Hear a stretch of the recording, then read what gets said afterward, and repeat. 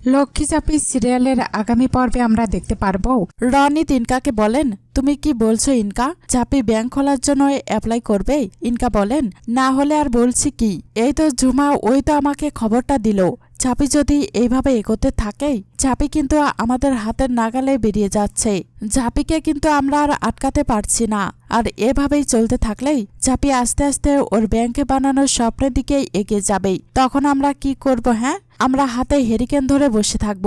এত লোক, এত ছোট ছোট ব্যবসায়ীকে ওরা সাহায্য করেছে, সেই ডিলটা দেখিয়ে যে কোনো সময় ইজি ওরা ব্যাংক বানানোর অ্যাপ্লিকেশন দিতে পারবে। না না রনিত, চাপিকে কিছুতেই ব্যাংক বানানো দেওয়া যাবে না। যেভাবেই হোক ওকে আটকাতে হবেই। রনিত বলেন, ইনকা আমি এবারও তোমায় বলছি, আমার মনে হয় তুমি বেশি প্ল্যানিং করছো।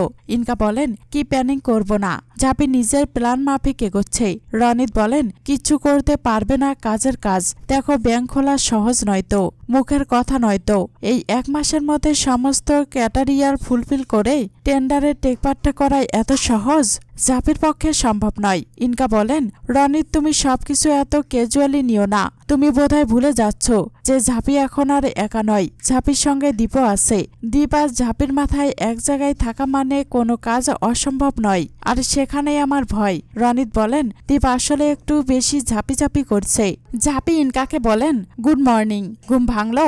ইনকা বলেন, আমাদের তুলে নিয়ে এসেছ? ইনকার মা বলেন, তুমি কি চাও, আমাদের এভাবে বেঁধে রেখেছো কেন? ঝাপি বলেন, আপনাদের পিঁপড়ে দিয়ে খাওয়াবো বলেই। ইনকার মা বলেন, ছেড়ে দাও না ঝাপি আমাদের।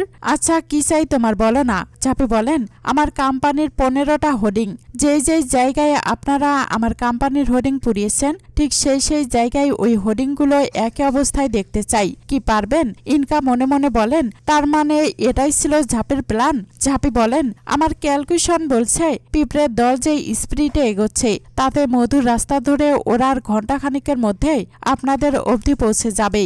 আপনাদের হাতে শুধু সেইটুকু সময় আছে। আন্টি, তার মধ্যে যদি হোর্ডিংগুলো লেগে যায় আপনারা বেঁচে গেলেন, না হলে এই নির্জন বাগানে গাছে বেঁধে রেখে চলে যাব।